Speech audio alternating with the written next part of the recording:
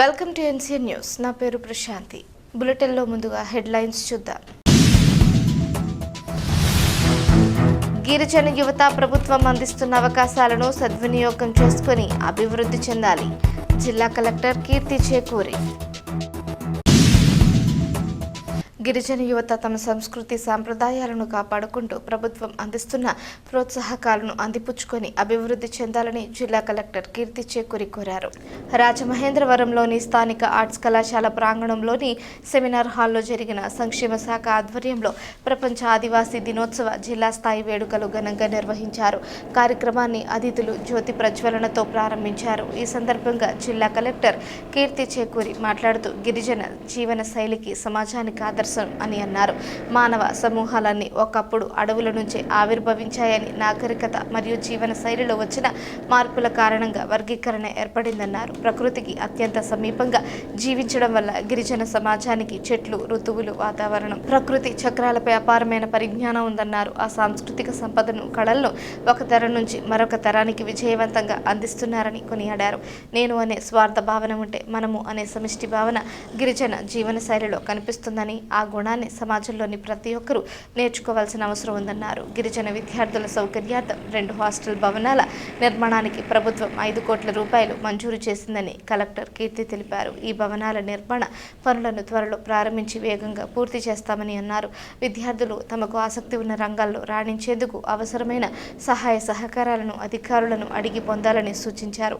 ఈ కార్యక్రమంలో joint collector Y Meghaswaroop, జిల్లా రెవెన్యూ అధికారి భాస్కర్ రెడ్డి, జిల్లా ఉపాధి అధికారి శిరీష, జిల్లా గిరిజన సంక్షేమ అధికారి కుసుమజ్యోతి, ఆర్ట్స్ కళాశాల వైస్ ప్రిన్సిపల్ వసంతలక్ష్మి, ఎస్టీ సంఘాల నాయకులు, గిరిజన సంక్షేమ శాఖ అధికారులు, ఉద్యోగులు, సంక్షేమ వసతి గృహాల విద్యార్థినులు, గిరిజన యువత మరియు పెద్ద సంఖ్యలో ప్రజలు పాల్గొన్నారు.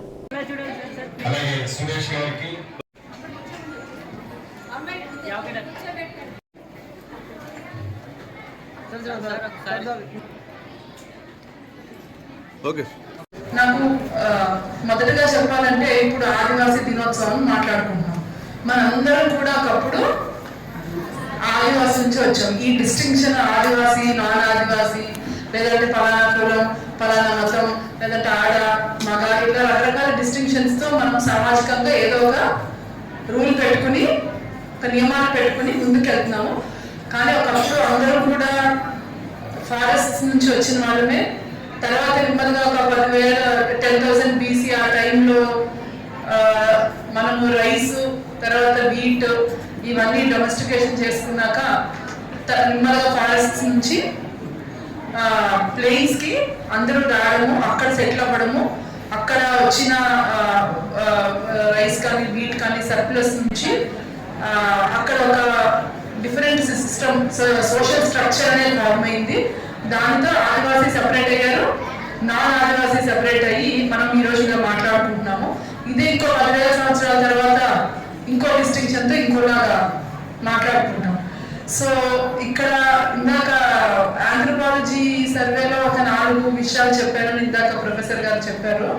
అందులో నేను ఒకదానికి ఏకీభవించాను. అందులో సిగ్గు, ఇంకా బిడియం, ఇంకా భయం అన్నారు. అది నేను అస్సలు దాంతో ఏకీభవించాను. మీరు ఒప్పుకుంటారా? భయం ఉందా? లేదు. సో నేను అస్సలు దానికి నేను కూడా ఒప్పుకోను. అది అంటే బ్రిటిష్ వాళ్ళు వచ్చి అప్పుడు సర్వే చేసి వాళ్ళ ఏమంటారు, వాళ్ళ చూపు, వాళ్ళ లెన్స్ లో చూసారు కాబట్టి అది ఒక డెఫినేషన్. సో ఇక్కడ నేను చెప్పదలుచుకుంది ఏంటంటే, మనం ఆదివాసులు అని మనం ఈరోజు మాట్లాడుకుంటున్నప్పుడు యాక్చువల్గా కొన్ని నేర్చుకోవాల్సింది ఇందాక జాయింట్ కలెక్టర్ గారు చెప్పారు. ఆ డెవలప్మెంట్ అంటే కేవలం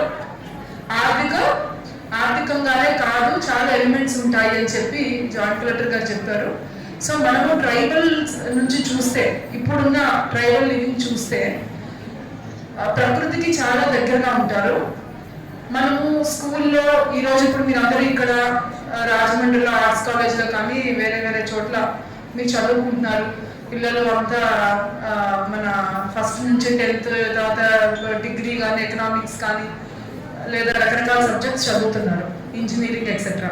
కానీ ట్రైబల్ సొసైటీలోనే మీ చుట్టూ ఉన్న ప్రకృతి, మీ చుట్టూ ఉన్న నేచర్, మీ చుట్టూ ఉన్న సీజన్స్, మీ చుట్టూ ఉన్న చెట్ల గురించి ఎంతో నాలెడ్జ్ ఉందా లేదా?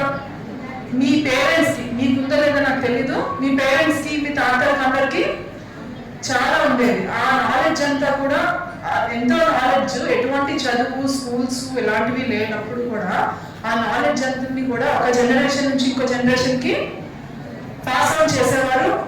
అది దాన్ని చేసేవారు. ఇప్పుడు ఇందాక మీ చక్కగా పోయారు, డ్రింక్స్ డాన్సెస్ అన్ని చేశారు. ఎటువంటి స్కూల్స్ లేకుండా కల్చరల్గా కమ్యూనిటీగా ఒక జనరేషన్ నుంచి ఇంకో జనరేషన్కి ఇంత మంచి కల్చర్ అనేది పాస్ ఆన్ అవుతూ వచ్చింది. అది మనం గుర్తుపెట్టుకోవాలి. ఇదే కాకుండా మన ట్రైబల్ లైఫ్లో ఫస్ట్ మనము ఆలోచించేది మనందరం, నేను కాకుండా ఫస్ట్ ఆలోచించేది మనము అనే ఫీలింగ్ ఉండేది. అది స్లోగా ఇప్పుడే తగ్గి నేను అనే దీనికి నిమ్మల్గా ట్రైబల్ ఏరియాస్ నుంచి కూడా మనము డెవలప్మెంట్ అని చెప్పుకుని నేను వైపు ఎక్కువ వెళ్తున్నాము. కానీ మనం ట్రైబల్ లైఫ్లో ఉన్న మంచి విషయాన్ని గుర్తు చేసుకోవాలి. అది గుర్తు చేసుకుని నాన్ ట్రైబల్స్ కూడా ట్రైబల్స్ నుంచి చూసి నేర్చుకోవాలి. సిమిలర్గా మీరు ఇప్పుడు ఇక్కడ అందరూ ఉన్నారు. యాక్చువల్గా రాజమండ్రి అనేది మన ఎక్కువ ట్రైబల్ ఫారెస్ట్ కానీ ఈ జిల్లాలో డివైడ్ అయిన జిల్లాలో ఎక్కువ ఫారెస్ట్ కానీ ఏమీ లేవు.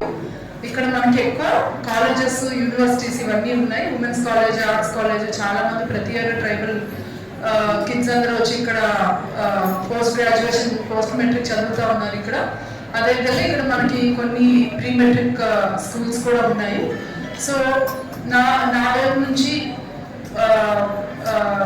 యాక్చువల్లీ ఈరోజు ఈ 2 హాస్టల్స్ ఏవైతే ఇక్కడ మనం శాంక్షన్ గవర్నమెంట్తో మాట్లాడితే 2 హాస్టల్స్ మనకి ఇక్కడ శాంక్షన్ చేయడం జరిగింది. 5 కోట్లతో అందరూ 3.5. అది యాక్చువల్గా ఈరోజు అక్కడ చేద్దాం ఆర్ట్స్ కాలేజ్లో అనుకున్నాము. అక్కడ హాస్టల్ మన ఫౌండేషన్ స్టోర్ ఈరోజు చేద్దాం అనుకున్నాము. బట్ టెండర్ కొంచెం లేట్ అవ్వడం వల్ల అది త్వరలోనే చేస్తాము. హాస్టల్ కూడా ఫాస్ట్గా నెక్స్ట్ వచ్చే 6-7 monthsలో కట్టడానికి మనము ప్లాన్ చేసుకున్నాము. దీంతో ఎక్కువ పిల్లలు కూడా ఇక్కడికి వచ్చి హాస్టల్లో బయట హాస్టల్స్లో ఉండకుండా ఇక్కడ ఉండడానికి బాగుంటుంది.